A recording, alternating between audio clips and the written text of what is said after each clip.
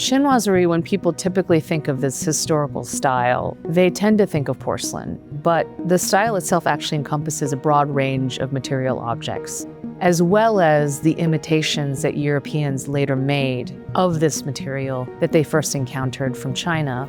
But for me, another sort of element of chinoiserie is the ideas and the projections and the fantasies that accompanied those objects when they first came. We tend to think of luxury objects as just sort of inert things that are occupying space maybe in your living room or in your home. But I think those things did things to people in the sense that that desire for luxury spurred an entire kind of industry of the imagination that Europe has kind of been obsessed with ever since the 16th century. And so I was sort of interested in seeing how we might be able to bring out those projections and fantasies and stereotypes and to sort of manifest those in this space alongside the very beautiful objects that first sparked those ideas.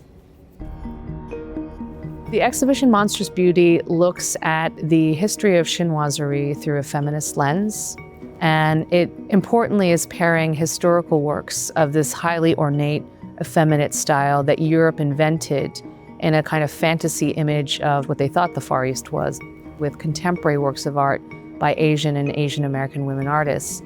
And the contemporary works are really important because they allow us a new entry point into that history and to see chinoiserie through a completely new lens. Of course, it's true that chinoiserie has always been described as a feminine style, one associated with feminine taste. But I think the important distinction between feminine and feminist is that feminine is a descriptive term, whereas feminist is political and operative. Feminist is a position that you adopt consciously in order to change perspective. And I think it's really important to think about that as a structuring device. It's wonderful to have the contemporary artist Patty Chang joining me as part of this tour of Monstrous Beauty. I think for me, it was really important to think about her work in this historical context of porcelain because she really did bring this other perspective to bear on it, in the sense that we see countless objects decorated with Asian women, but then to have that suddenly ruptured by this actual Asian American woman performing acts of incredible comic timing, but also violence, allows us to think about the relationship between those historical fantasies and contemporary notions of the self.